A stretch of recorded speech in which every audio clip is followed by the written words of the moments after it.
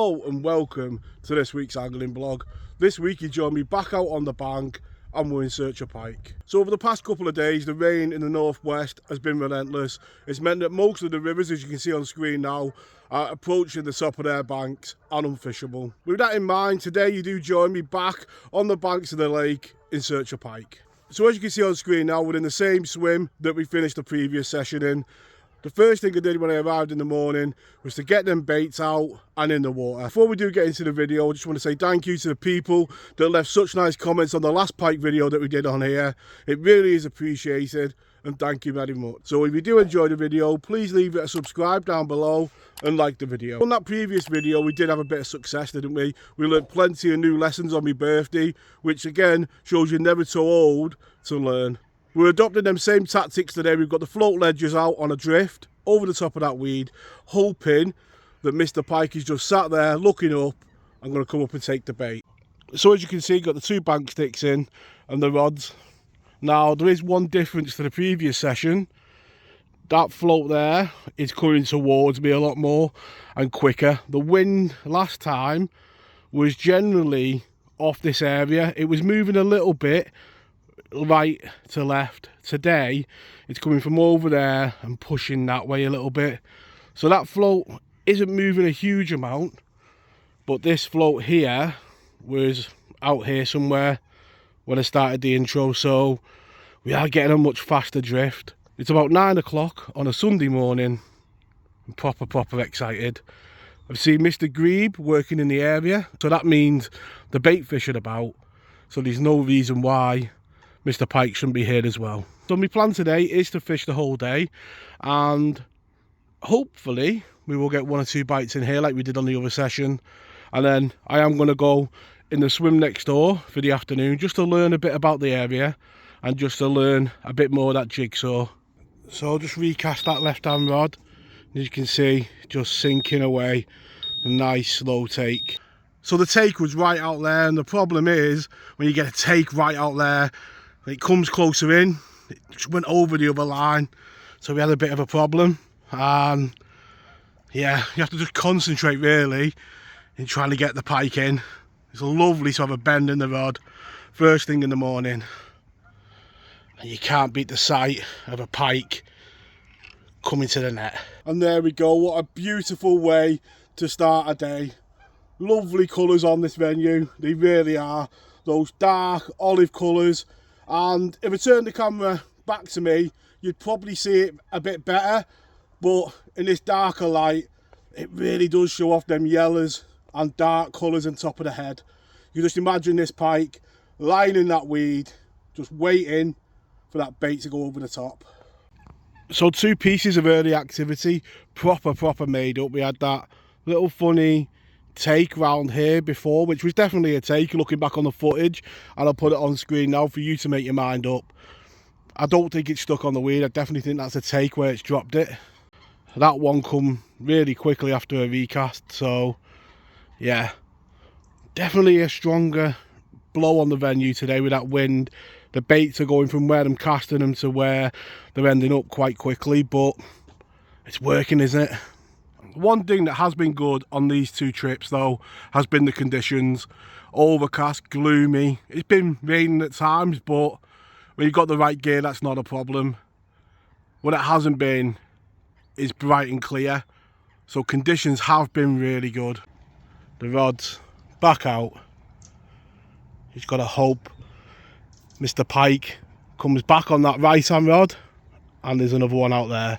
So the celebratory brew's on, and one thing that's worth touching on, I think, is how I approach my sessions and how important being organised is. I do a lot of my prep at home, so the rods are always set up in that hold all there. They're always set up at home. Makes the job a lot easier on a cold day. Organisation comes to the bank as well, so I know exactly what I've got in each one. This one here, dedicated to unhooking, my scales and everything I need to unhook a pike, and my bite alarms all go in that one. Cooking equipment, traces, two tackle boxes. One of them has got most of my terminal tackle in. This one, being a bit longer, has got the floats and other bits and pieces in that I'll need for the float setup. And my stems, my ledger stems are in there.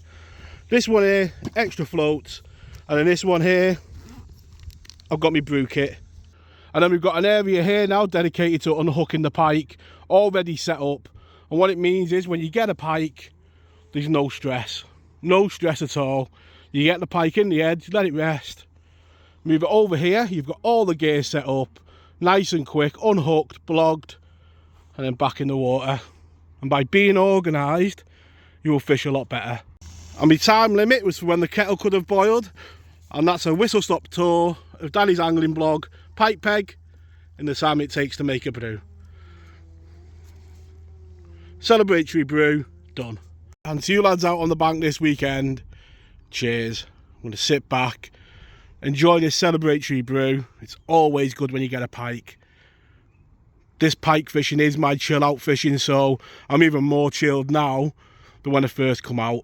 As you can see now, the rain's coming down, and on the blog I try and cover as many hints and tips as I possibly can, and through my fishing life, the mistakes that I make. And one mistake I made that I didn't realise I was doing at the time was not being prepared on the bank. I didn't think anything of turning up like today in just a couple of layers and a hoodie. Being wet, getting back in the car just didn't really bother me.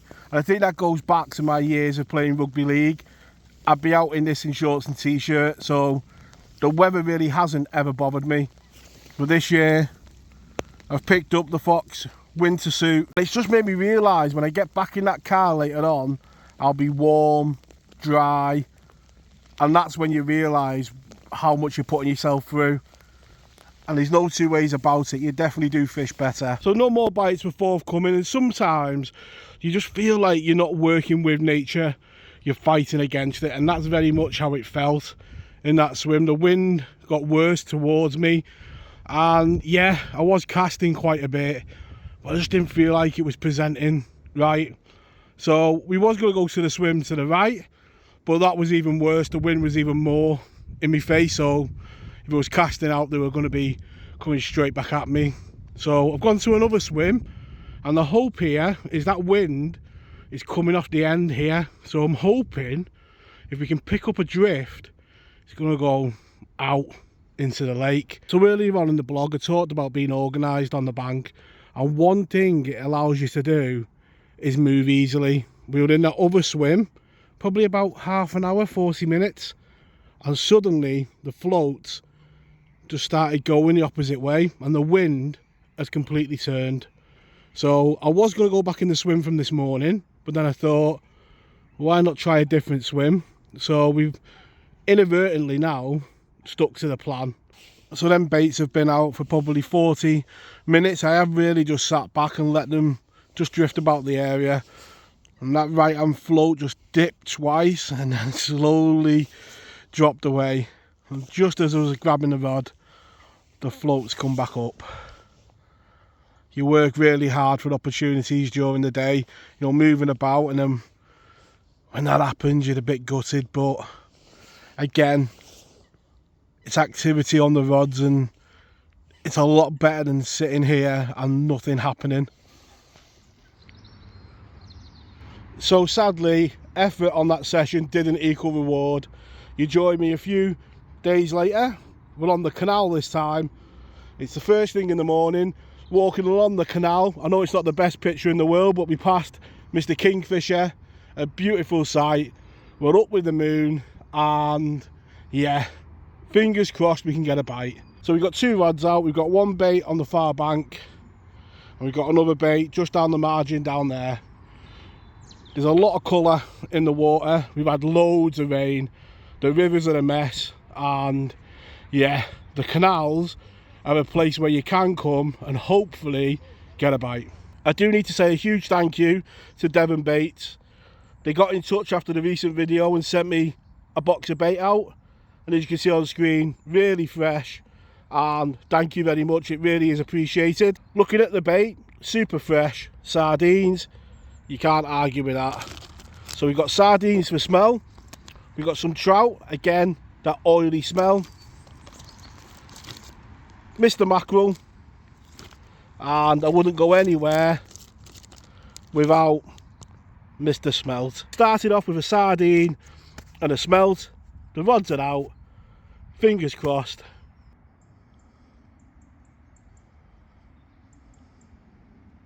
So on a morning when I feel rough as toast, it was an effort getting out of bed this morning, most definitely.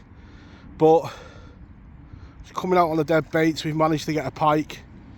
It ain't the biggest pike in the world, but it's more than welcome. On the big pit, we put loads of effort in. We got that early pike, but the effort during the day didn't pay off and wasn't rewarded with a pike. This morning, I feel rough as toast, full of a cold, got myself out of bed, put the effort in, and it's been rewarded with a pike and proper made up. It's coming up to midday now and no more bites have been forthcoming on the pike rods. As you can see, I've got my winter suit on. It is about 5 degrees today, but I'm absolutely shivering inside this suit. It really is time for me to head off home, get a warm bath and get myself better. All that remains is for me to wish you all a happy new year. I hope 2024 is a really good year on the bank for you, and I can't wait to share all my adventures on the channel in the year to come. And with that, I want to wish you all tight lines in your own fishing, and hopefully a well Danny will see you all next week. Tight lines.